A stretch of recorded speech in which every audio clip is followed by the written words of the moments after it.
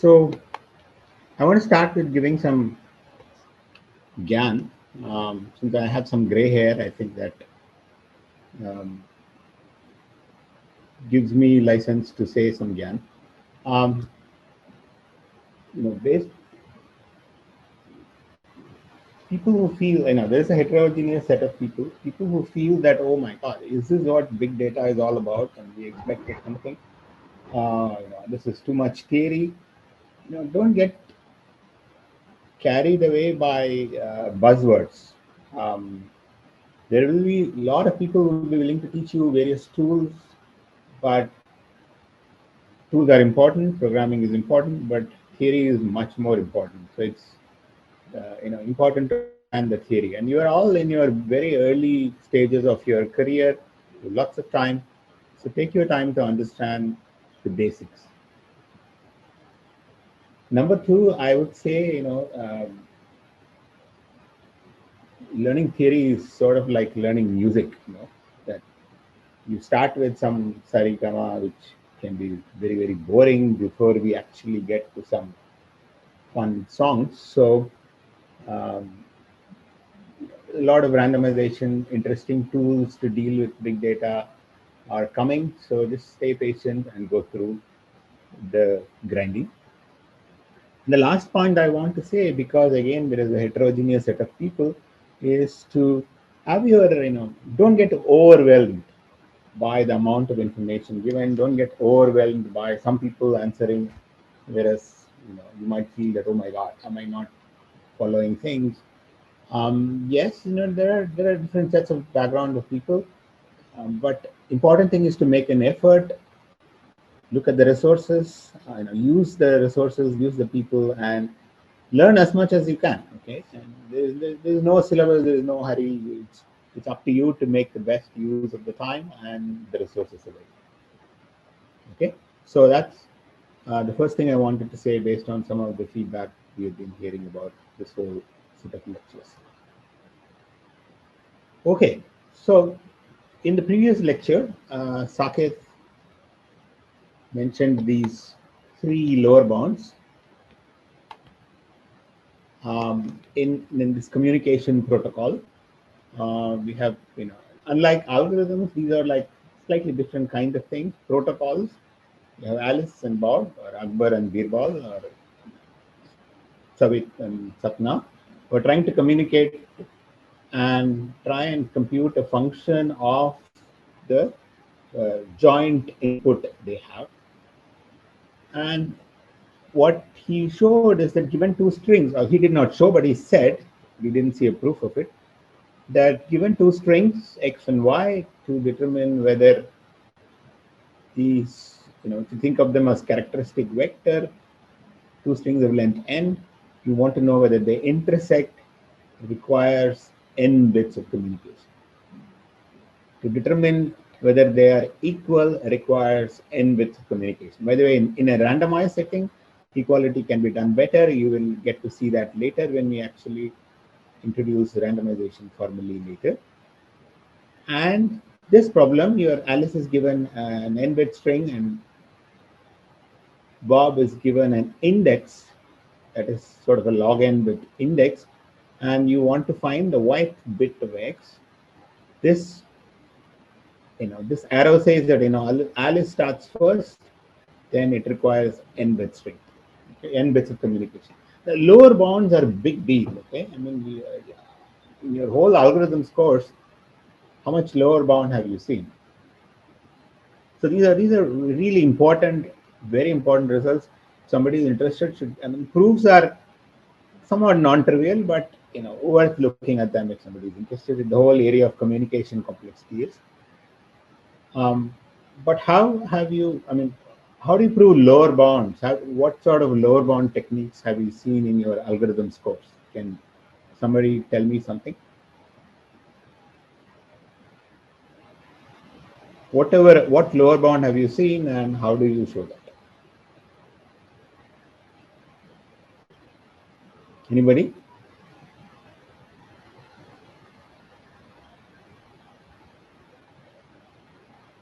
Wow. This is the last answer I got.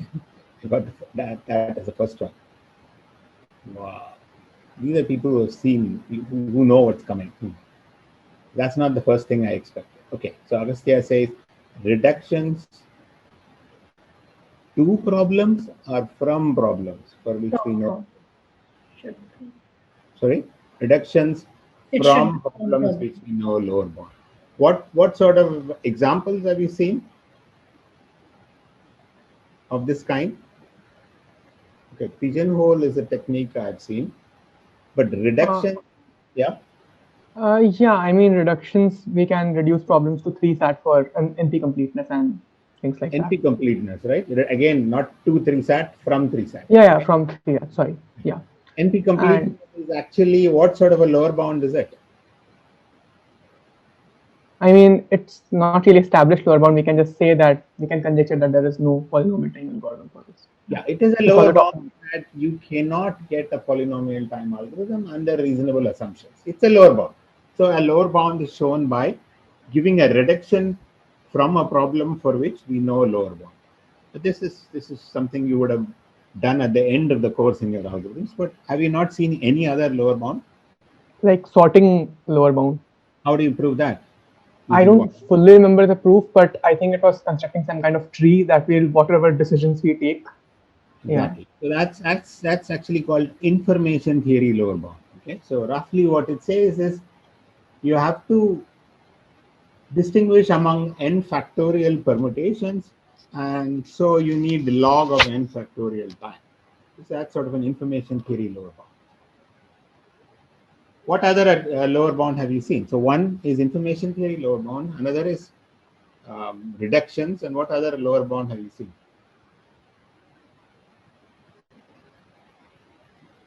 like I have seen lower bounds for online algorithms, like competitive ratio for online algorithms. Okay. Have you seen adversary lower bounds?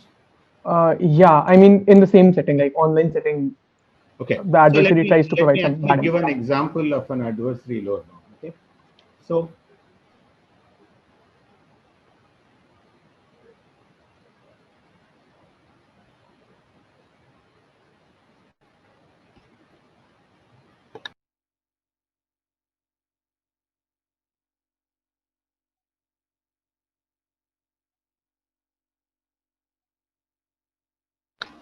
yeah. So let me give an example. Suppose I think of a number between 1 and n, and I want you to guess the number by asking me yes or no questions.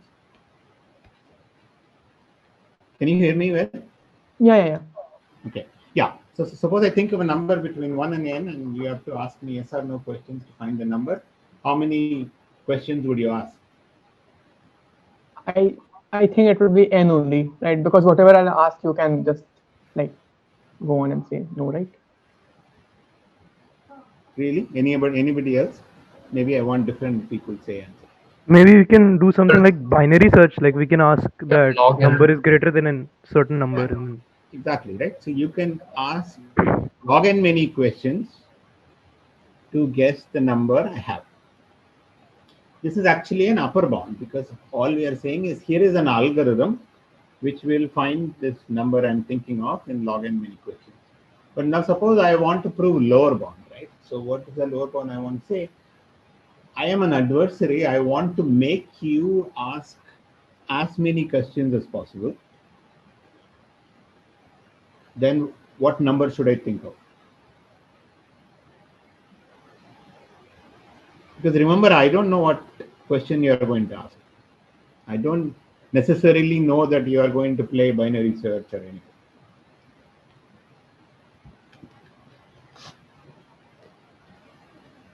So, is the question clear? So, I want to force you to ask as many questions as possible. It's the same game. I think of a number, you have to ask me questions to find the number. Now, the problem changes. The earlier problem was you have to find out quickly, right? So, this is the algorithm question. Now, the new problem is it's my game. I have to force you to ask a lot of questions. So, what number should I think of? So I, as an adversary, want to prove a lower bound for this. Anybody?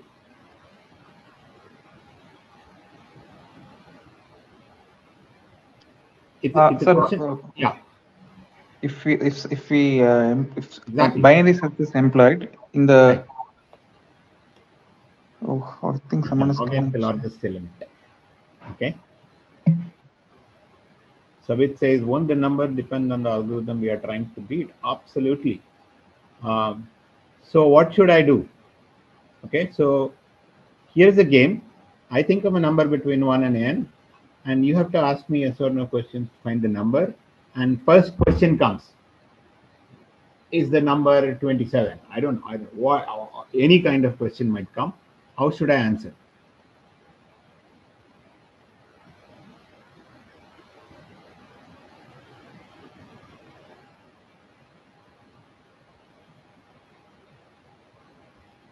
This was an adversary argument. I am the adversary. So how should I answer?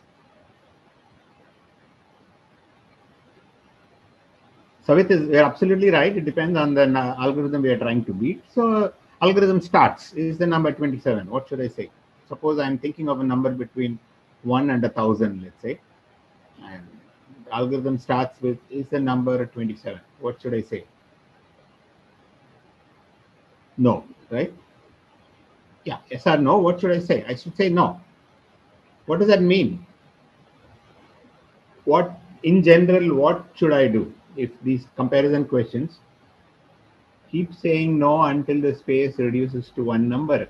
Well, your first question maybe, is it greater than 5? I say no. And then somebody comes and says, is it less than 85? I say no. How can it be? Both cannot be consistent, right? Both cannot be no. Because if somebody says, is it greater than 1? And I say, is it greater than 50? I say no. And then somebody says, is it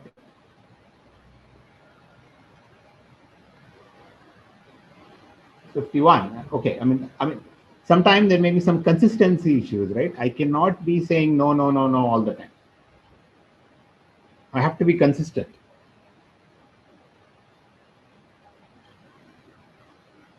So what should I say? If I have to force you to ask a lot of questions, come on, this is not the first time I'm doing it. There are some people who would have listened to me on this.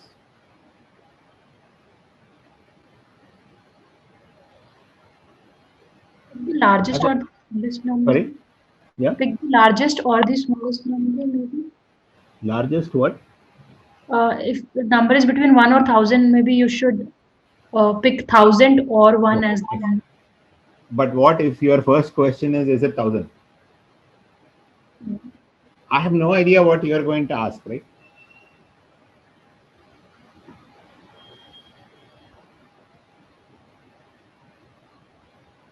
Aha. Answer in a way, okay. This is the guy who knows the answer. So what does that mean, Shravan? Can you explain? Sir, so if it's like, I mean, like we need to make the search space large so that the person keeps asking more questions. We force Okay. the person to ask more questions. So what should I answer? Suppose the question is something, it comes something. How should I answer?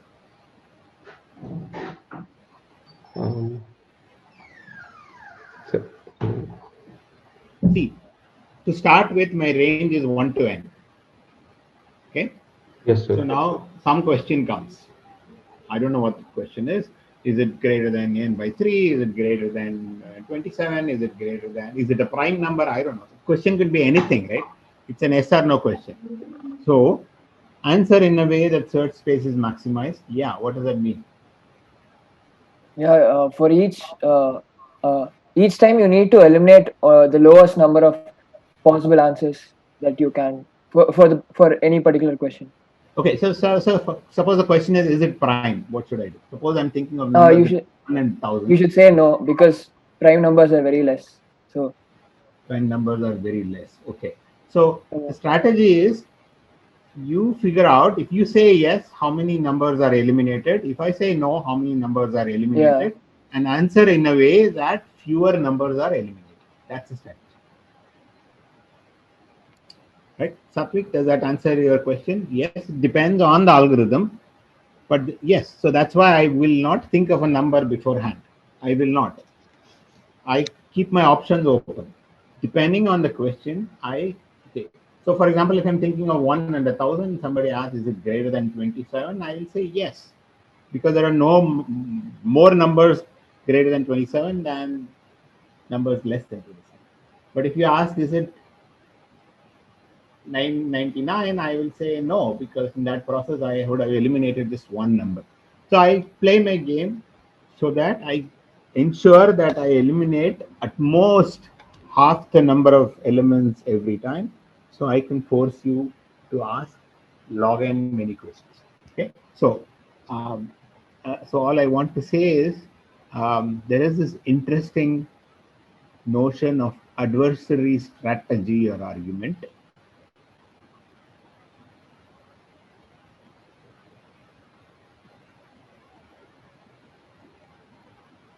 So this could be an interesting study project if somebody is interested in that. I can tell you some literature. You can look at various lower bounds for finding minimum, maximum, second min, median, majority, all that kind of thing. There are lots of interesting, very nice lower bounds which will tell you what sort of strategies, adversary strategies, right? So basically, what are we trying to do? We are, for any algorithm, we are trying to come up with the worst case input. So we want to say for every algorithm, there exists an input on which this algorithm takes long time. Okay, very, very high level, this is what it is. I don't want to make it formal. So in other words, this adversary is trying to compute this input, worst case input. Because it depends on the algorithm. This is what Satvik was mentioning. Depending on the algorithm, input will change. If you change the algorithm, there will be a different worst case input. And one way to think about it is for every comparison the adversary is trying to answer, at the end it will give the input. So what sort of adversary strategy do you have to follow to show some lower bounds? Is there are simple lower bounds known for finding min, second min and max, median, majority, and things like that. Okay, so what is my message? There are 2-3 ways of showing lower bounds. One is the information theory lower bound, is like what you would have learned in sorting. Adversary lower bounds, and the third, as somebody said, is all about reductions. Okay, so what I'm going to do in this lecture is, okay, how these lower bounds are shown. It's using some sort of information theory lower bound. I am going to start from here, use reductions to show lower bounds for some of the algorithms you have learnt in Fahad lecture. So what are the problems for which we're going to see lower bounds? Well, depending on the time. So for example, you have seen connectivity question in streaming.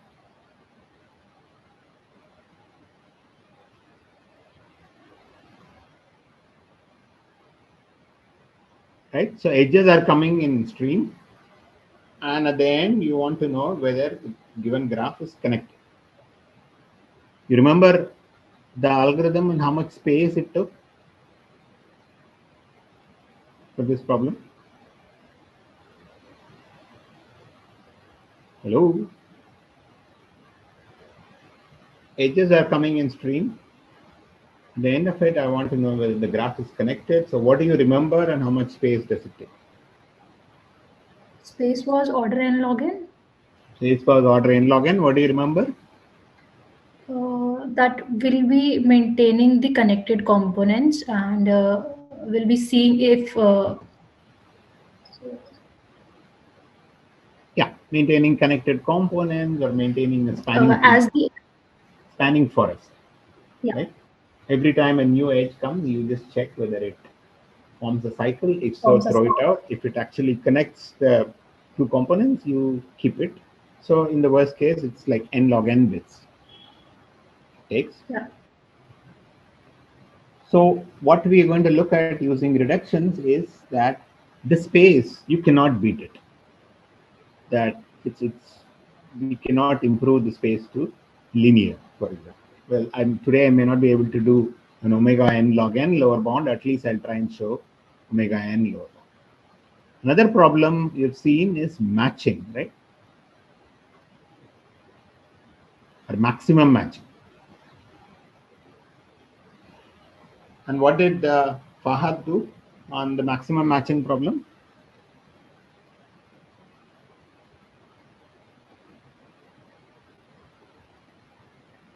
Hello?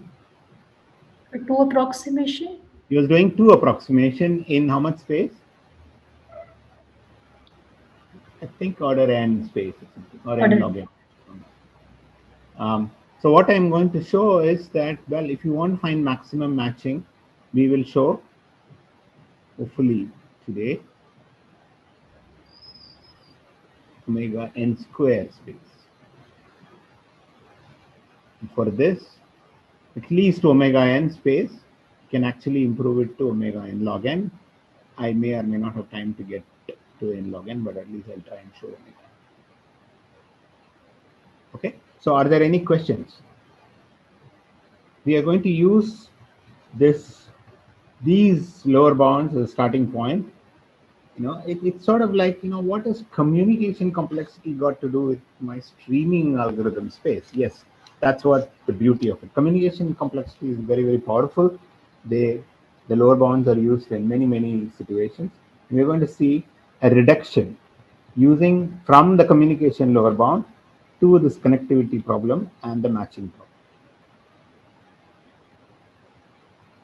Okay, so any questions?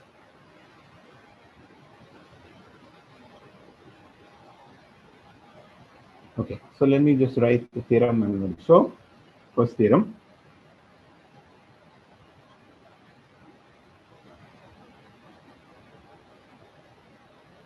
Any streaming algorithm actually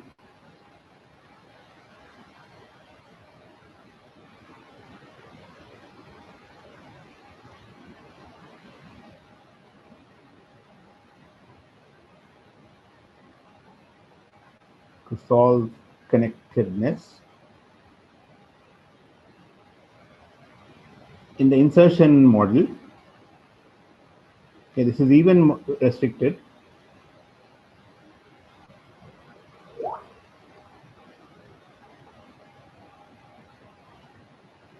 Requires omega n space. So as I said, initially I'll show omega n, we will improve it to n log n later on. So any streaming algorithm to solve connectedness on an n vertex graph requires. Okay, so this is the first theorem we will show. So, Yeah, go ahead. so do we have some lower bound for like if all the data is available beforehand, like if it is not if it is not a streaming algorithm? No. As far as I know, very good question. I don't know because, for example, I told you that in an in-place graph, right? In-place model where I don't have any additional space and you're allowed to move things, you can actually do DFS in order log n space, log n bit space. But if you are allowing doing read-only memory, you can only have order n bits. We don't have very clear lower bounds. No. See, the thing is the model is restricted here because it's coming in streaming, so it's relatively easier to show lower bound, right? Because if I restrict you more, it may be harder. So trying to show it will be hard is relatively easier. But it's a very good question. In general, if I don't have any restriction on the model, do we have lower bounds? Not so much. On the space, no, we don't know. Thank you. Okay. Okay. So,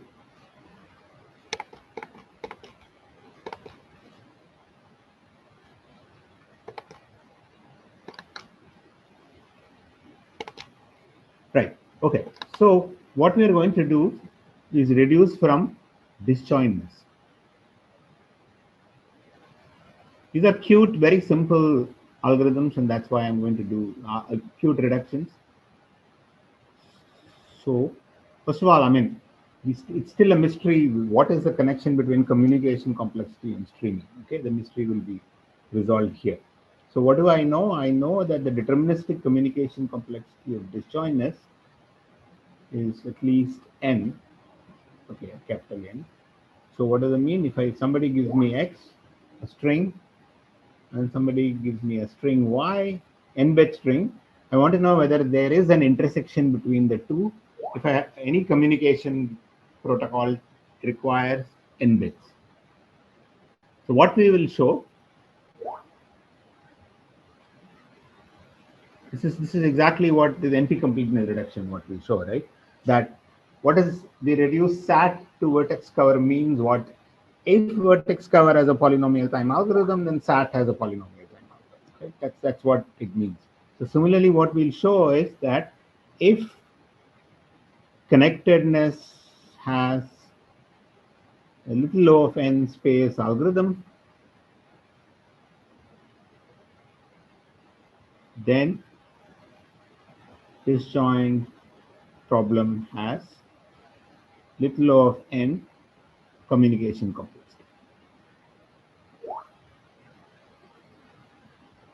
Since we know that this is not possible, that will show that this is not possible. Okay. So again, what does the reduction, what are we going to do? So we assume that there is an oracle which can solve the connectedness in a streaming model with small space. I'm going to use that oracle to design a communication protocol for disjointness. Okay. So I start, remember, as in the NP complete reduction, how do you start? Where is the instance from which you start is very important. So I am given, where do you start? We are given two strings x and y, right? Somebody has given me a string x, Alice is given an x, then Bob is given a string y. And they're trying to find out whether they are disjoint. Somehow I'm going to construct a graph and argue that connectedness implies they are disjoint or not disjoint. And I have to relate the communication complexity with the space used for streaming. Okay, is the plan clear? Say +1 if it is, ask questions if it is not.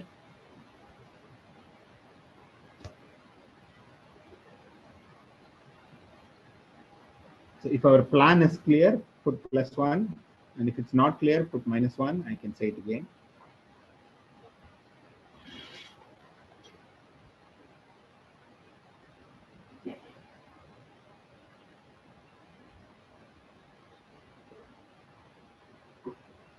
This is exactly the way we do reductions, right?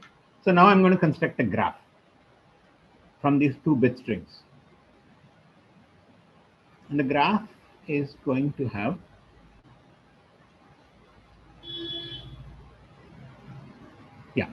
so there are n bit strings.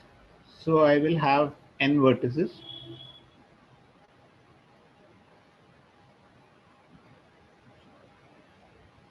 And construct this graph from S. There is an edge if x1 is 0. So this is corresponding to, let's say this is x1, x2, xn. This is y1, y2, yn.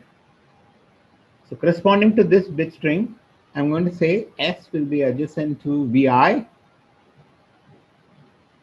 if xi is 0, because A has that. So I'll tell you, I'll construct this graph and then I'll tell you how the streaming happens. And similarly, exactly like S, so T will add something to the if y2 is 0. So there is an S and these vertices, T will be adjacent to these vertices. So this is my graph G. Because just graph alone is not enough. I have to tell you what is the streaming, right? So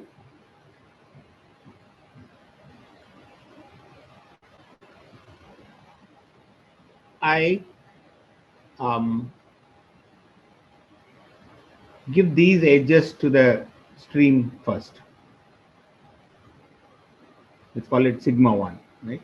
So my sigma 1, sigma 2 would be the stream. Remember, the stream is going to have edges, right?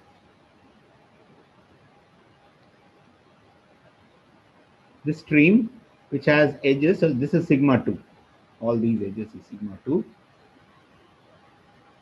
And I give this graph to my stream and ask, is it connected or not? Because my streaming algorithm is supposed to answer this question, is it connected or not, using little over n bits of space, because there are only n plus 2 vertices.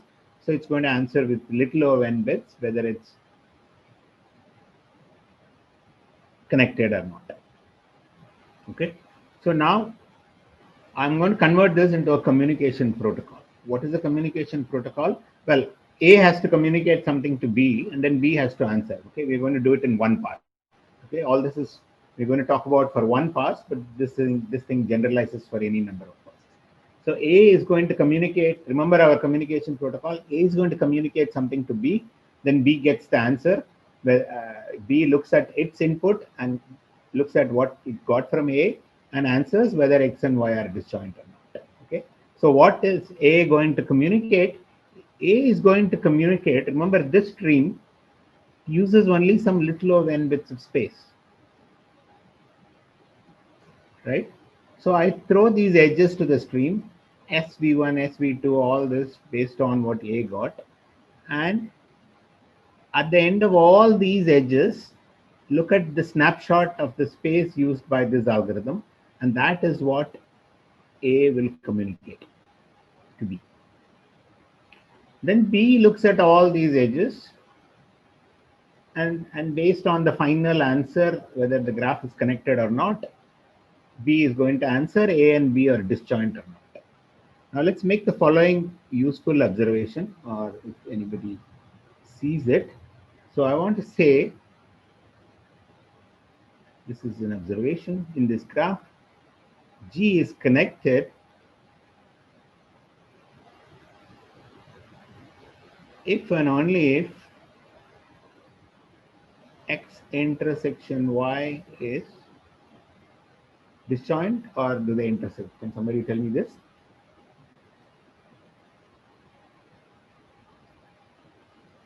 From the graph I have constructed, don't worry about space in it. Sorry? They intersect. X intersection Y is non-empty. If they are disjoint. This is a theorem, right? Absolute, very simple theorem. I've constructed a graph. X is a bit string given to A, Y is a bit string given to B. I constructed this graph. The only condition is that I add SVI if Xi bit is 0, and PYI similarly, if Yi bit is 0, and this is my claim. Why? Let's prove it.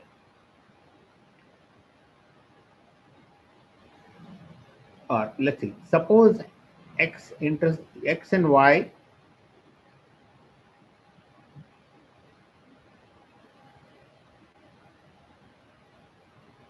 do not intersect. Okay.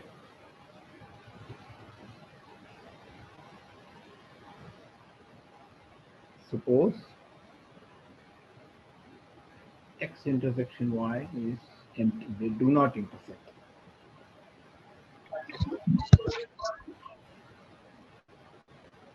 Okay. No. Then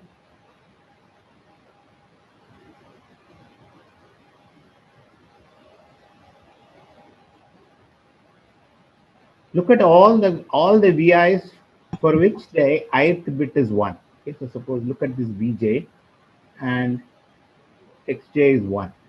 Then there is no edge from S to VJ, right? Because it is XJ bit is 1. We add an edge only if it's 0. What about here? Will there be an edge from T to VJ? No, because if Yj is 1, they intersect, but I assume that they don't intersect. So Yj is also not 1. That means that there won't be any edge from T, there won't be any edge from S. We did not add any edge. So Vj will be an isolated vertex in this graph. So then G is disconnected.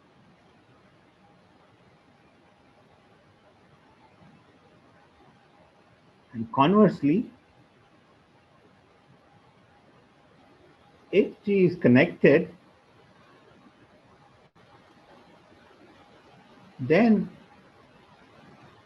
for every vertex for which there is no edge from S, which means that bit is 1, the only way it will not be isolated is because there is an edge from T. So that means that the corresponding yth bit is 0. So whenever this bit is 1, this bit is 0. Similarly, whenever this bit is 1, this bit is 0. Because if this bit is 1, I will not have an edge. If this bit is not 0, then I will not have an edge. It will be isolated. We assume G is connected.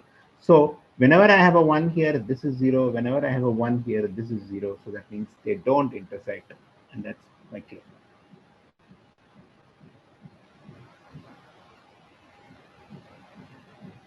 Okay, so this observation is very simple to prove.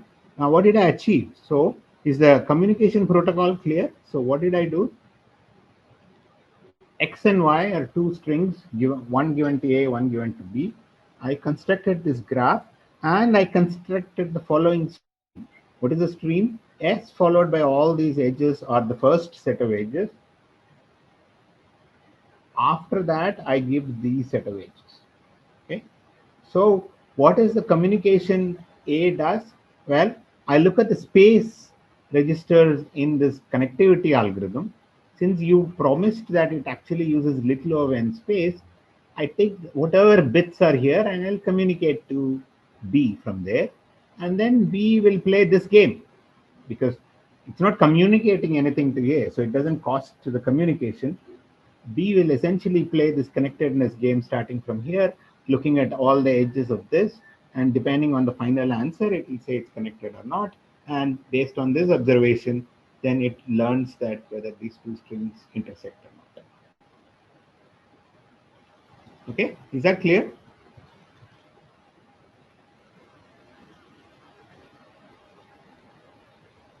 All xi's and yi's are one, there are no edges and graph is disconnected, but lists aren't disjoint. Yeah, absolutely. They are not disjoint. So isn't that what we are saying? Disconnected means not disjoint. Connected means they are disjoint. Isn't that what it's saying? Connected means they intersect and disconnected means they don't intersect. So isn't it very cute? I mean, very simple communication. You can see the power of communication. It's not only we took these two strings and constructed the graph, there is a stream we constructed. We used the space used by the streaming algorithm to provide a communication protocol. And since there is no such low communication possible, we know by a previous theorem, it shows that if you want to detect connectivity, you need to use a large space. At this point, we have only said omega n, but as I said, omega n log n space is known through a different argument. You don't use disjointness, you use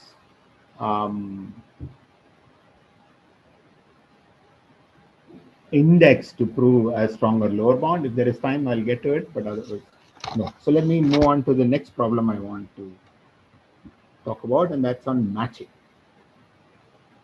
I want to show that finding a maximum matching in an n-vertex graph, you need omega n square space, and we are going to so what I told you is for like a one stream, one pass algorithm, but this is generalizable for multi-pass algorithms as well. Then the space is not omega n, but n by p. P passes right now. Okay, so I'm going to now talk about matching.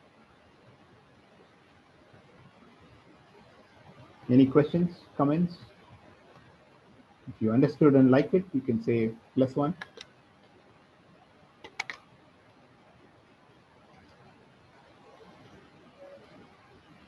Good, at least somebody liked it. Okay, so now I want to talk about maximum matching.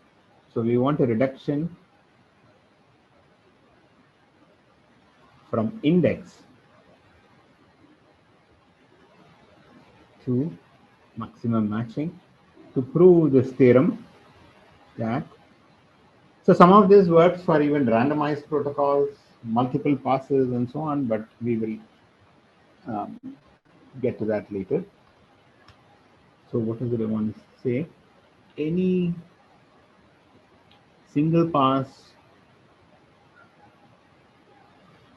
algorithm to determine maximum matching in graph on n vertices requires omega n square space. Okay, when freely using this n and that n, but we know what to do. And we're going to reduce from index. And remember, what is the index problem? Your Alice is given x, and Bob is given us an index y. I want to know the x bit, yth bit of x. Okay, so any one-way communication, one-round communication, we know requires omega n space. So I'm going to actually, to show this, I'm going to play this game on an n square length string. Okay, so first,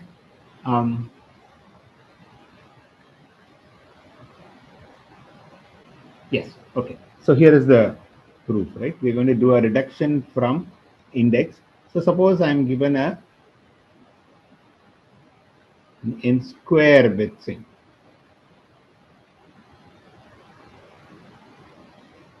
And why Bob is given some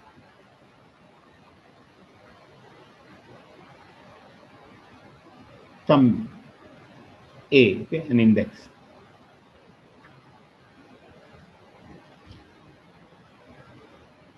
Yeah. So here is the graph I'm going to construct. Again, our goal is to construct a graph where finding a matching, maximum matching amounts to finding the yth bit of this. Okay. So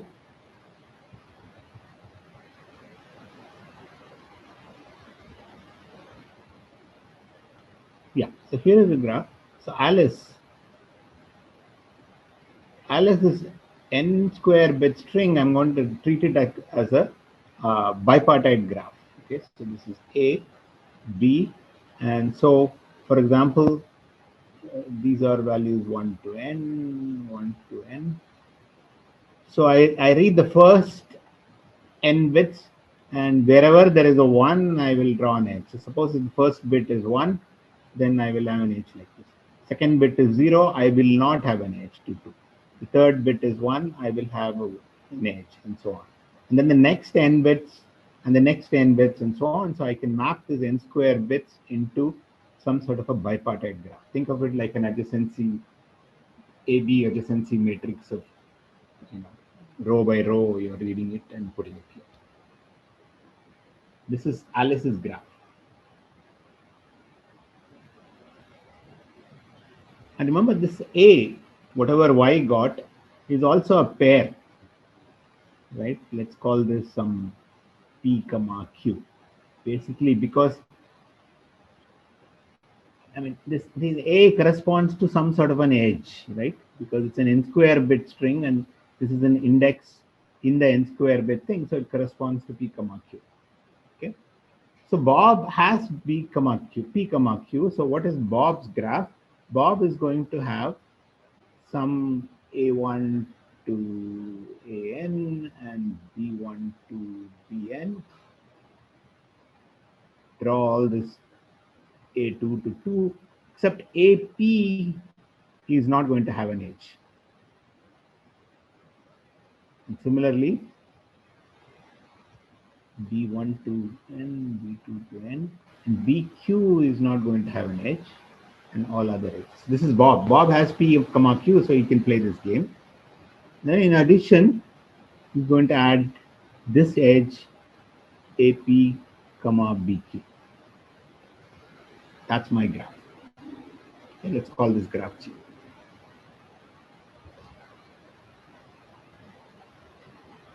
Okay. So here's my graph. Is there any question about this graph? So Alice gets his n square bit string. Bob gets an index, which I'm calling it P comma Q because it's an index in these n square bits.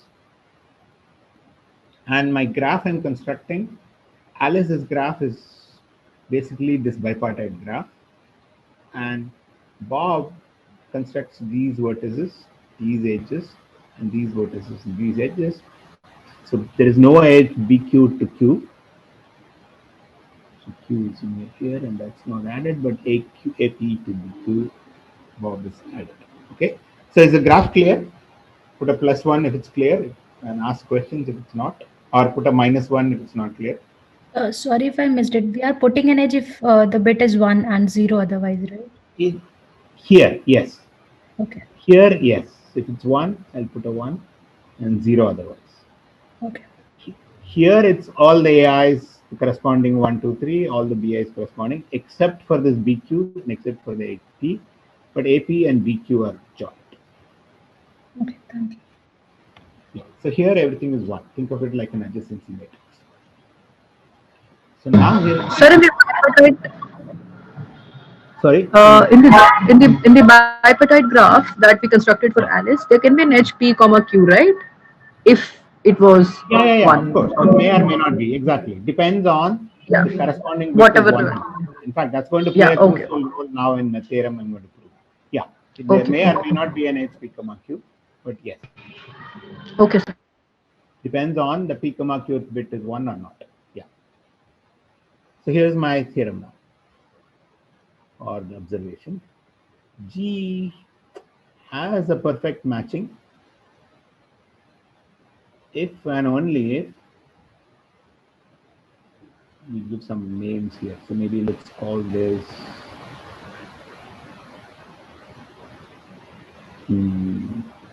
PQ is an edge in this bipartite graph. Okay, so ignore, pardon my notation, but you understand what I'm talking about.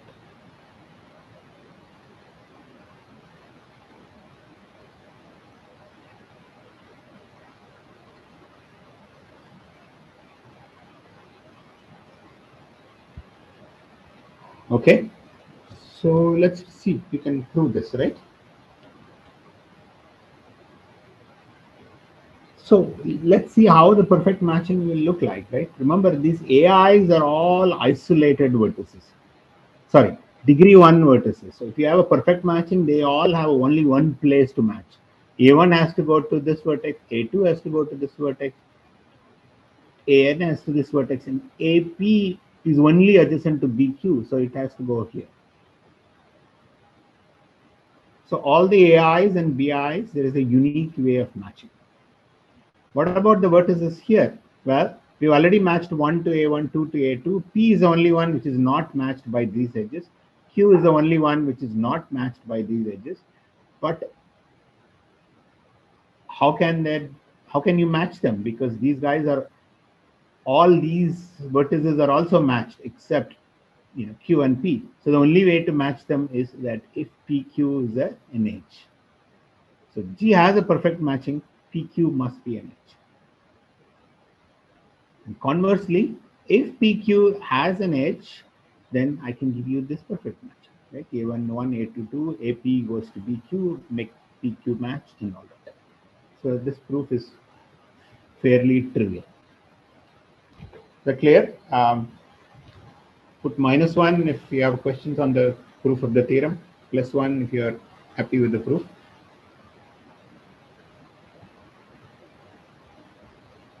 I don't see too many +1s. Either people are not clear or they don't care. I don't know what it is. Okay. -1. Ashish says -1. Thank you for courageous enough to say that it's not clear. Okay. So is the graph clear?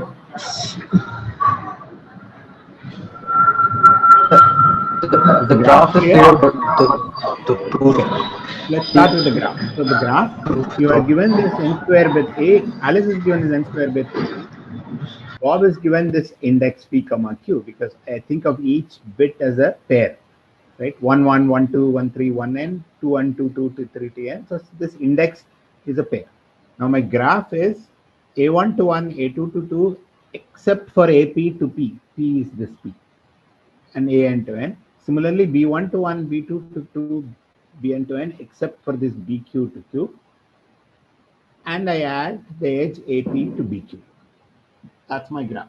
And I claim that G has a perfect matching if and only if this PQ is an edge.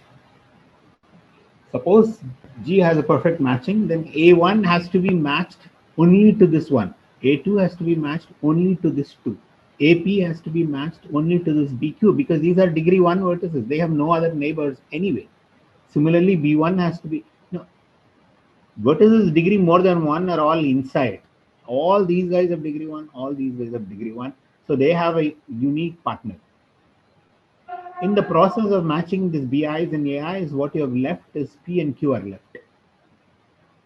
P has no, you have not matched it, Q you have not matched it, and all these guys have been matched. So P cannot match with anybody else. They may have neighbors, but they are already matched.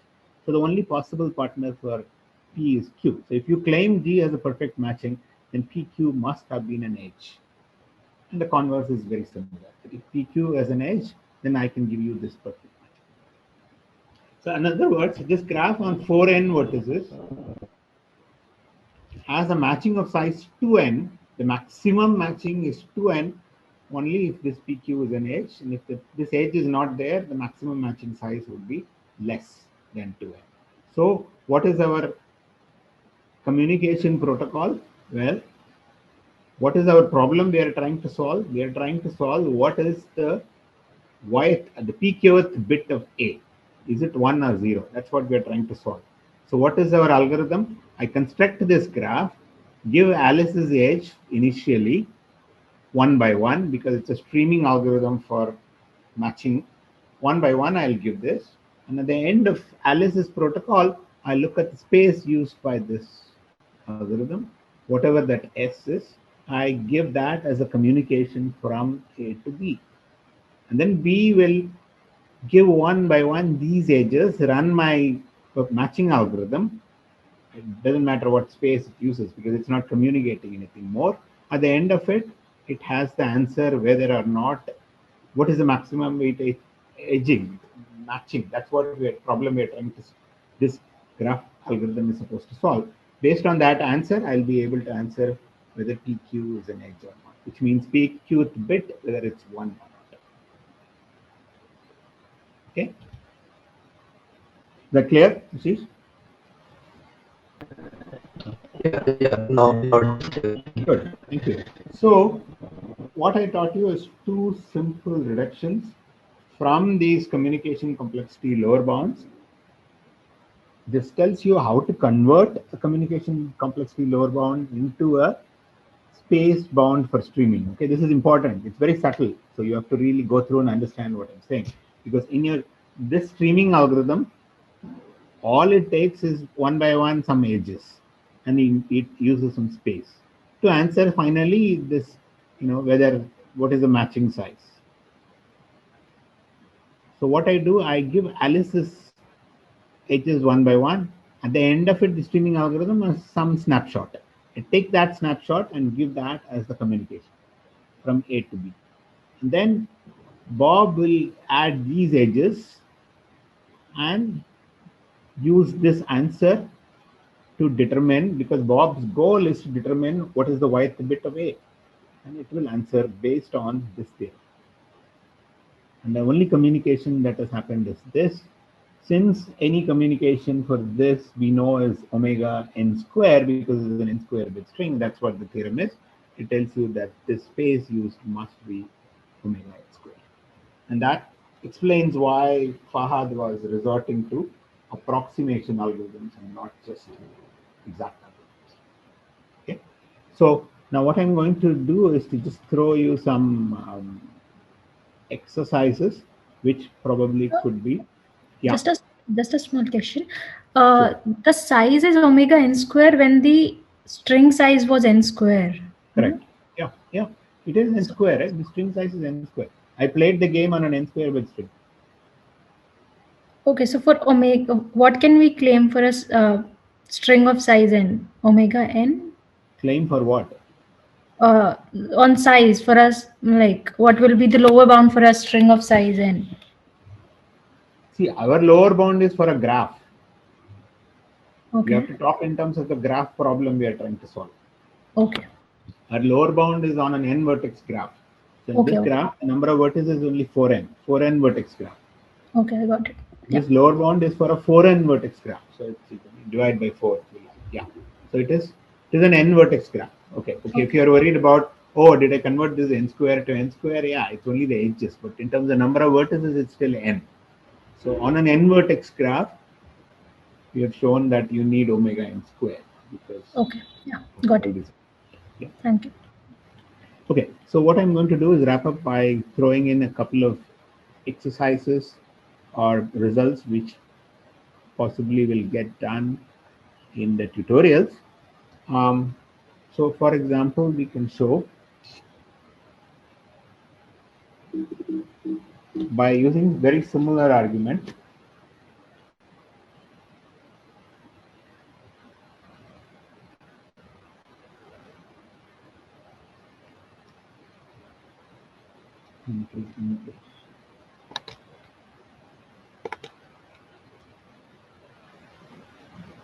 Any one pass algorithm. This is one pass streaming algorithm, and our stream is just edges coming in to determine whether G has a triangle requires omega n square space. Okay, G on n vertices.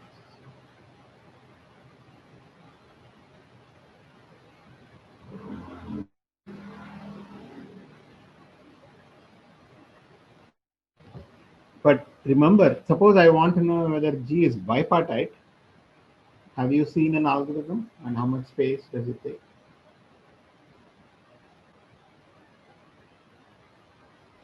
Yeah, order n log n only because we used connected. This is the double cover algorithm.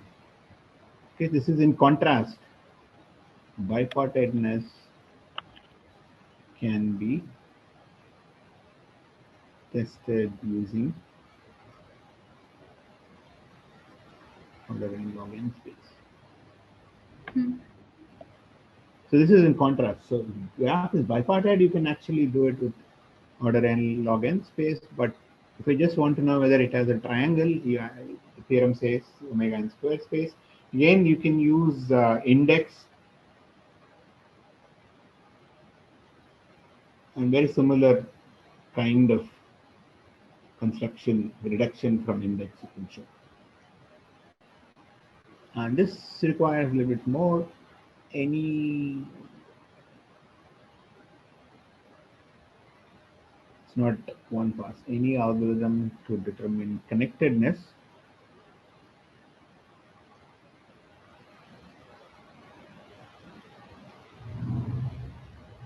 requires, we saw omega n bound, but actually you can show n log n space. This is again from index on a special n log n bit string.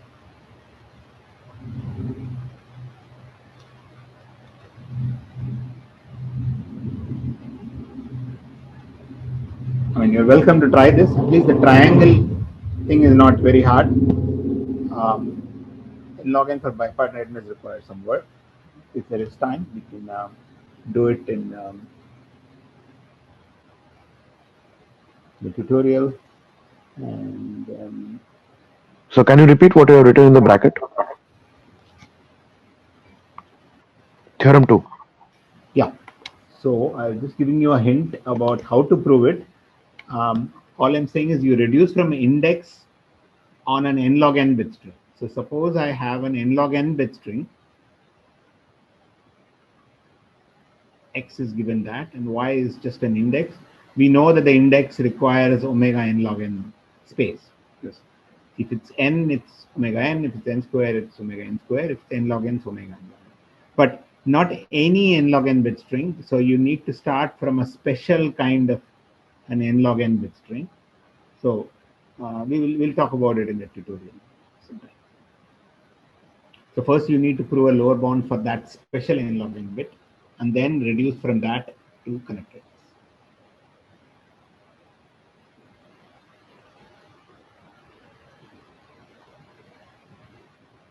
Oh, also bipartiteness. Actually, there is a similar kind of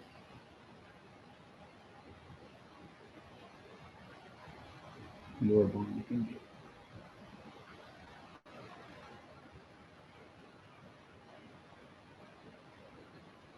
Yeah, so I mean, basically you use these reductions and try to extract as much as possible from these reductions. Right? The reductions may actually say a lot more than what you want to show. You showed connectedness, but maybe if you stare at the reduction, you may actually show you're showing for existence of the cycle, existence of trying to show bipartiteness, and so on. Okay, so I'll stop here. We'll meet after lunch at 2:30. To summarize what I've told you, what Saket told you is this whole idea of communication protocol. Right? The two people communicate, how much space how much communication they use to compute a joint function, and the important lower bounds that have been already shown are the starting point to prove the space lower bound for some of the streaming algorithms. And these lower bounds are shown using simple reductions from this communication complexity problem to our graph problem. And I've told you two reductions, one to show connectedness requires omega in space, and two to show that detecting perfect matching, existence for perfect matching requires omega in square space in the streaming mode. What I've actually showed you is only one pass I used one pass lower bound to show one pass communication, one pass lower bound to one. Basically, in the communication examples we saw, remember you are allowed multiple rounds, right?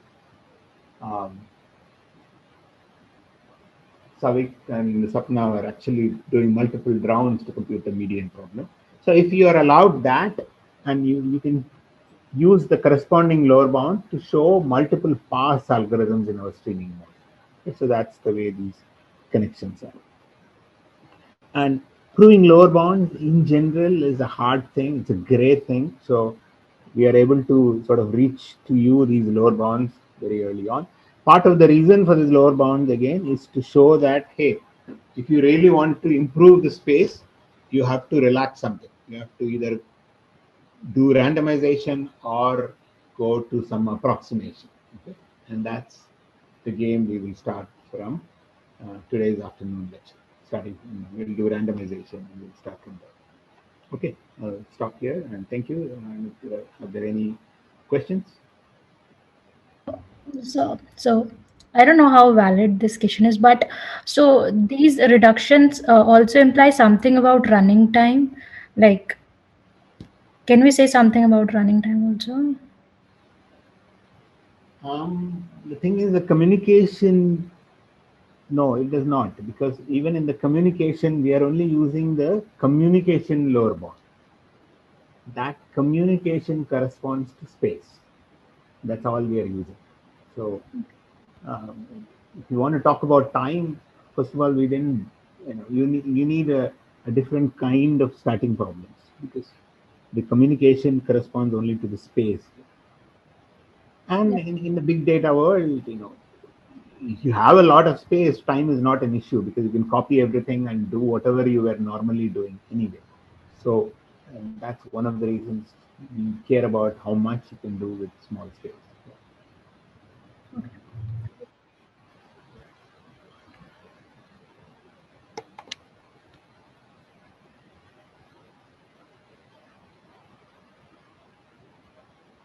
Yeah, that's also a good point. What Saket is saying, that you know in the communication lower bound or the whole protocol, we only measure the communication. Now, Alice and Bob can take their input and do some huge amount of computation before they can come up with what they can communicate. We didn't measure that at all. We were only worrying about space, communication, and yeah.